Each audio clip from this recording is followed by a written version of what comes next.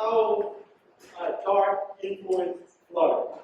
So we're going to kind of go about what I think the synergy there is. So why am I doing this? So for one thing, Dart is an old language. I mean, not an old language like 1970s Java, C, but it's from 2011. And it was totally ignored when it came out. Most people saw it. There's a lot of YouTube talks on it. People loved it, but nobody used it. Say, oh, this is great, but no one paid attention. Except for Google. Google invested heavily in Dart. Google built their, or they rewrote their advertising AdWords on the app website using Dart. The other motivation is that Flutter has given Dart a new life, if you will. People know about Flutter, but they have no clue what Dart is, even though they're writing. And I found that sort of like weird. People, hey, how do you feel with Dart? Oh, Flutter, yeah, that thing, yeah, I love Flutter. Right. And they talk about Flutter almost like it's a programming language. The other thing that interests me is that Dart is very simple. In fact, when I started playing around with Flutter, I didn't even think about the language I was using. It didn't sort of bother me. It did not stop me from kind of using Flutter because I felt uncomfortable. I have a Java background, Sharp, and JavaScript, so it made me feel really comfortable. And Dart, I'm going to make this statement, but that's the way I feel about it. That is, it's a scripting language. It is what you want it to be. It's a functional language. It's an object-oriented language. There's a lot of features there. It's very powerful. It's very fast and very simple. It could be as simple as you want it to be. It could be as complex as you want it to be, using lambdas and all kinds of invariants and all kinds of high-level programming approach. This is what Dart looks like in 2011. I actually went to the website in archive.org, and that was the website. In there, I'm going to hear well, it said it is a structured web program. That's how Dart was introduced to the world. That's how developers told Dart at the beginning. Because Google came out and said, this is a structured web programming language. Does anybody here knows what a structured web programming language is? Anybody? I don't. I have no idea what that is. That's what they told the world is what. So I have no clue. However, it had tons of features that they tried to promote when they came out with Dart. One of them being it has optional typing and a lot of other performance features that you will see there. This was kind of the official statement for it. An open source web programming language developer. These are the goals that they go back to the web and YouTube videos and all presentations. You see that this is the goal. Scaling out complex web applications using a single language for both client and server. So I actually went back and I said, what was going on in the web in 2011 to cause for Google to invest heavily in this language? What was going on? And in my opinion, what was going on was the web had matured in a way where people have built this massive application. Think of Gmail. A lot of that software was using JavaScript. JavaScript typing system, as you might know, is not the greatest in the world. And there's all kinds of workarounds, if you will, to make it work. There's not really a packaging system or anything like that. It's almost like a free-for-all. You build in whatever IDE or whatever tool you feel like, and things will work. And they did. Until the web sort of matured, you built apps like Gmail, and now you have to maintain it as an enterprise system. And that's when it becomes a problem. Around this time, 3 years earlier, Node.js came out around. However, Node.js never pretended to be a client programming anything other than this is just JavaScript on the server. It makes life a lot easier for big enterprise companies. And a lot of big companies, a lot of big effort was put into making sure Node.js will grow. And it did. People created, it was open source, people created, it is open source, people created a packaging system. Yeah, people created all kinds of things to help Node.js grow. So that was sort of what things looked like in 2005. And when the motivation for, from Google's point of view at that time was, we need something to make the web better. We need something where it is a simple language that you can use both in the front and the back end. There is a packaging system. It has some static, some typing system that is better than JavaScript. So, and we need to be performant. Around the same time, the VA engine that Chrome uses, it was very mature. It was really good, really fast. In fact, the team that built the VA machine, the VA, is part of the same team that built Flutter. That's kind of their next project going forward. And they had a lot of experience about building performance software. This is when Dart and Flutter met. This is 2015.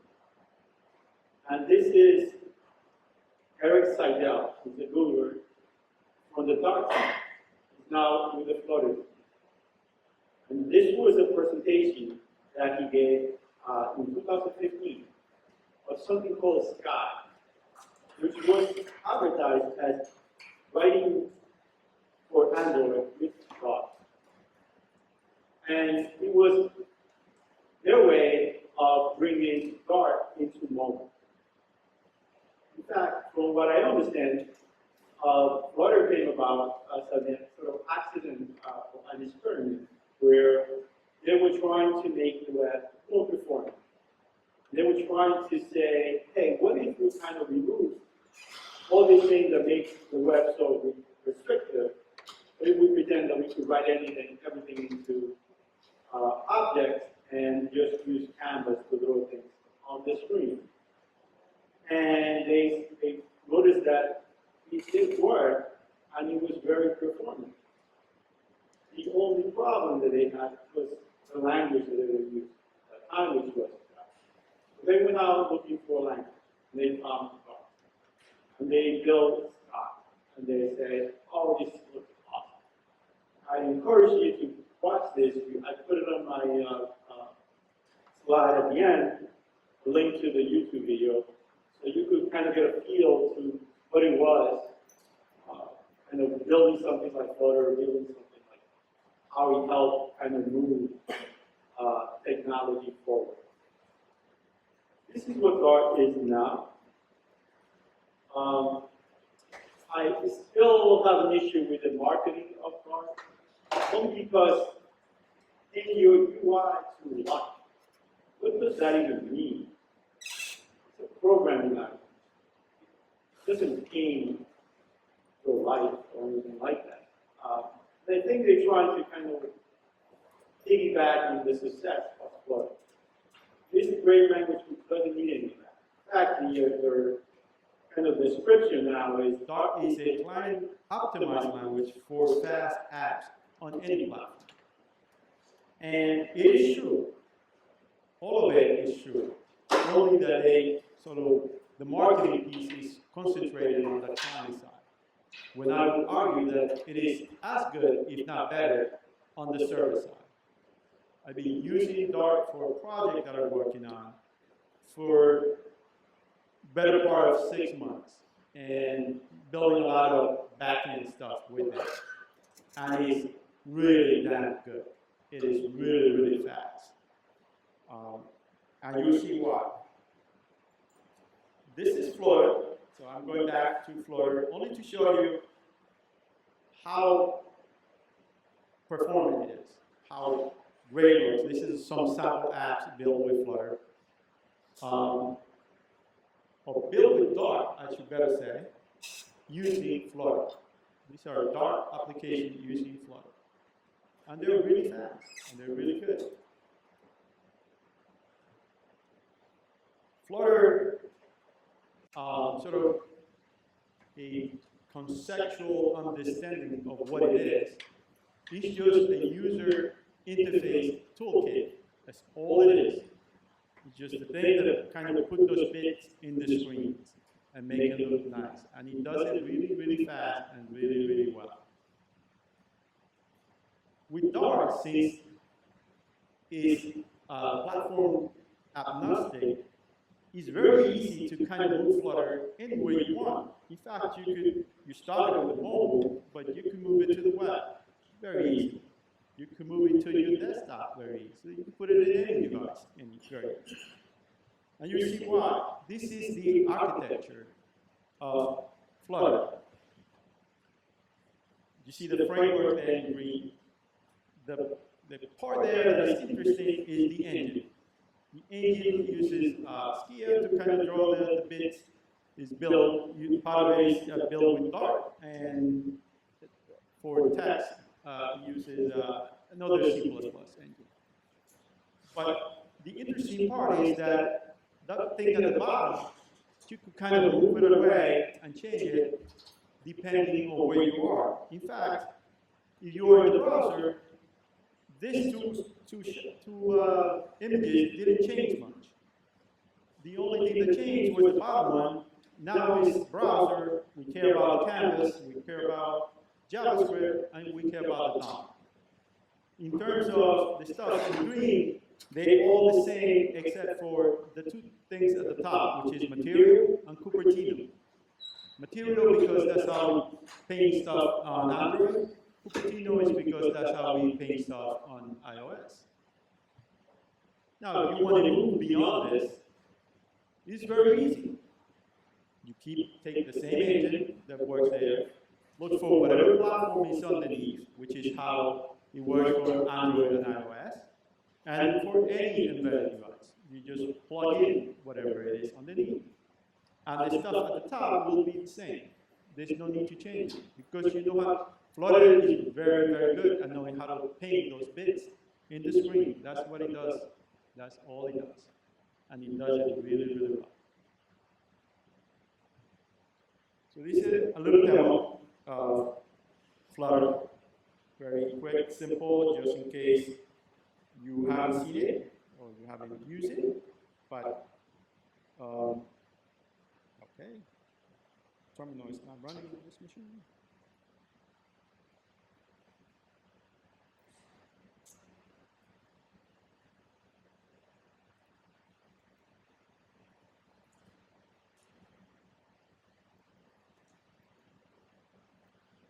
All right, so let's see.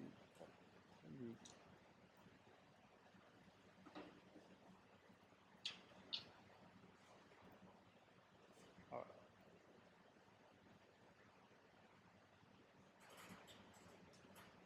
So there's nothing on the directory to create a Flutter app.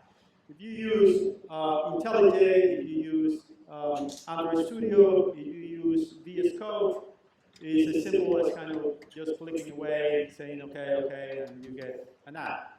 But if you like the CLI, terminal stuff like I do, then you just say Flutter create, and then you just give it a name.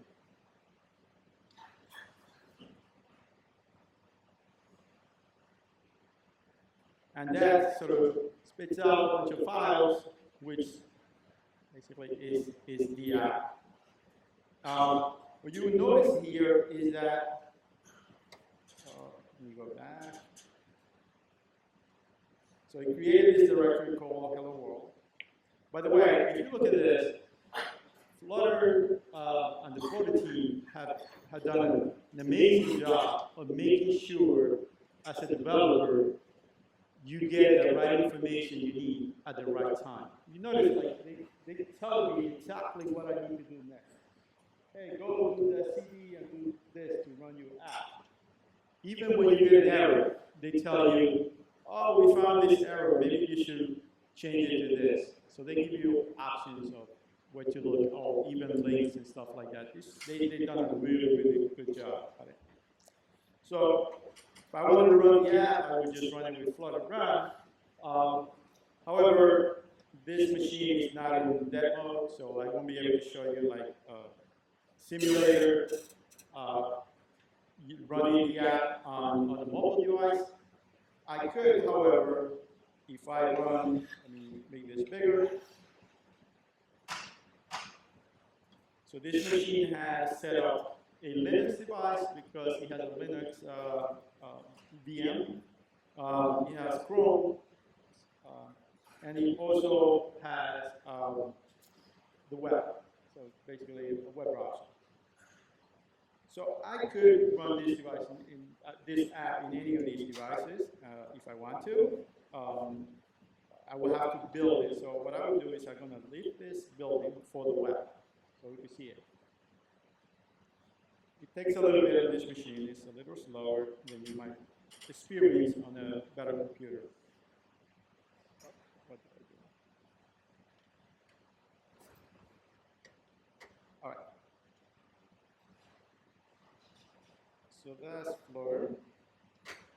Still compiling.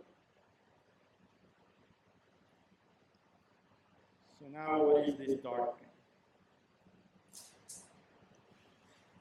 So Dart, as described before, is just a really optimized programming language that's really fast in any platform. That would be my definition.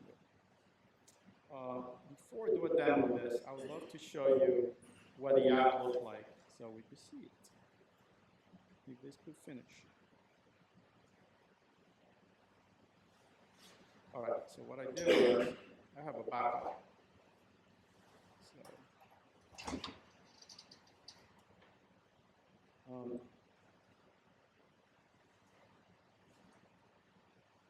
Okay, so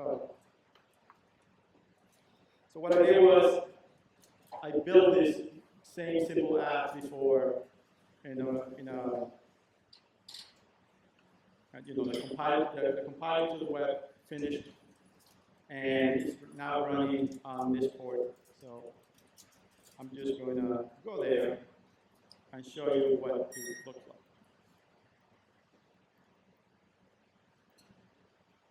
If you use or see any of the Flutter demo, this is Flutter now running on the web.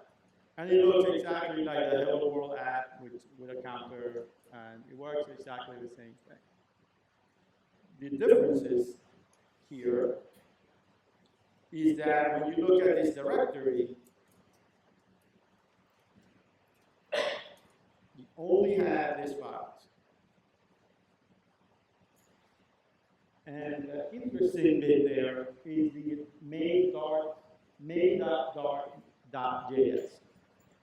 which is basically a compiler for Dart that takes all your code and it spits it out as JS or JavaScript, which is really, really cool. The rest is just basically Flutter painting the bits accordingly. From what I understand, it would do the best job of doing that. So if it could match up a widget in your DOM, it will pay those. If it doesn't, it will pay it will paint it on canvas, but it will make it look exactly like what you wanted it to look. So you can make your app look exactly the same in every platform. Just really, really good. By the way, this is in the, it's not public release yet. It is available, but it's not in the stable channels, which means things might change and break and that sort of thing. So there you have it. For desktop, you do the same thing. You say Flutter build Linux, and it would build the same app that you're looking there for the desktop. If you're building for Raspberry Pi, you do for Linux, I think. Yeah, and it will build the same thing. That's that. Now for Dart, what I want to show to get you started for Dart is very easy. You just go to dart.dev, and that's the website. The great thing about here is that if you want to start, you just click that try Dart, and you get this thing called Dart Path. And you can write your program right here. Like we could say me and print and hello.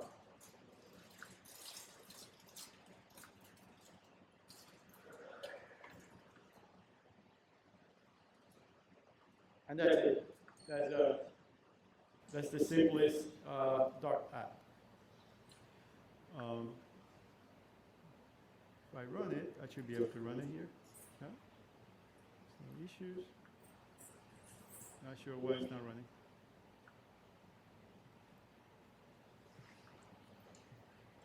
All right.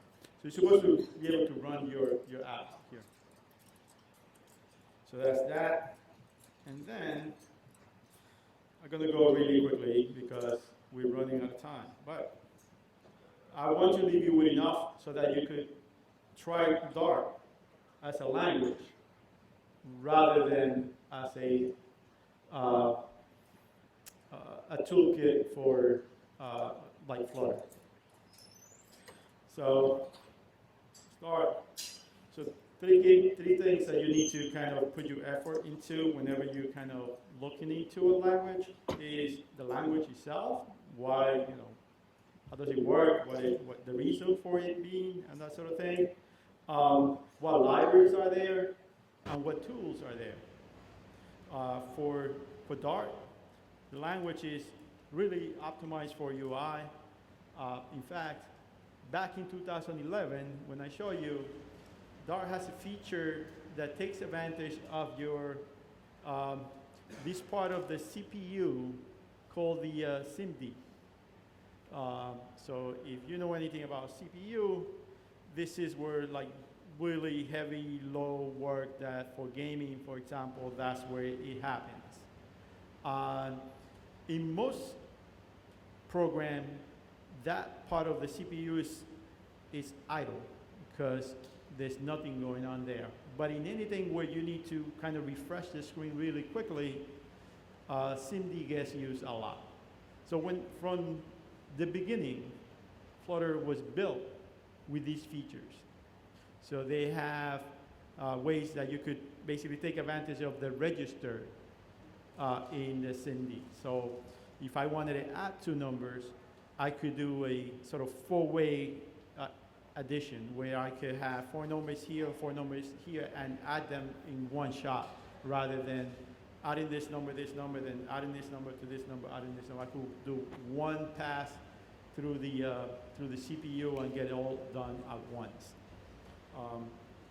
So it's very productive. In fact, the latest version of Dart uses machine learning to help you when you type in your code. So when you type in your code and you get that little sort of tooltip to tell you like what you should be typing next, it uses machine learning now in the new version to kind of figure it out. It learns from you like what's most likely you're going to be doing next, which is crazy. Obviously, it's fast. I'm not going to do a demo. This demo was basically going through and writing a hello app. But when you think about libraries, these three are, you will use these three for sure in any app that you build. This async library, everything in Dart, Dart is single-threaded, by the way, which means that there's only one thread of execution. So there's an event loop that sort of schedules things to be done on that thread. However, it uses this thing called isolates, which are these sort of private things where you could say, okay, you go out and do that, and even as the parent of you, I don't have access of how you do things in there. The only way we could communicate is through messages. So async has this feature called async away. So if you know anything about Future, you come from React or any language that use that sort of React style coding, you know about futures and promises and that sort of thing. And that's, by the way, is very old. So this has some little syntactic sugar, if you will, on top of that, where you could say, hey, this thing is not going to return for anytime soon, or it's going to take a while. I'm not going to have an answer right away. And the way you do this in other languages is when you say then, and it gets like a spaghetti code as the project gets big. And Dart, using async, you could kind of say, hey, I'm going to do this thing, and I'm going to wait for it, and then tell me when it's done, and then I get the value, and I continue on without doing those things. If you want to do that, you could do it. So that's not a problem. So all the other libraries like IO, Convert, and there's tons of them, but I'm just highlighting these three, use the async approach to do sort of this, to take advantage of Dart ability to process things really quickly. The tools, again, I'm only highlighting three. There's many more, but the pub is where all these libraries, like third-party libraries, Google libraries, and there's a lot of Googlers building very nice stuff for Dart in the repository there. So with the pub, you could sort of get stuff that if you're interested in connecting to Firebase, you get the pub for that. If you want to format your code, you get you use this tool to do that. And it has an analyzer as well that help you kind of go through your code and give you some idea of what's going on in your code. And I think, hold on, let me just give you one more thing. That's it. I'm going to leave it here. These are some resources to help you in your Dart quest. And as I said, this was a work in progress. I'm hoping to do this again and probably give you more information about how to build your apps with Dart. That's it for me. Thank you.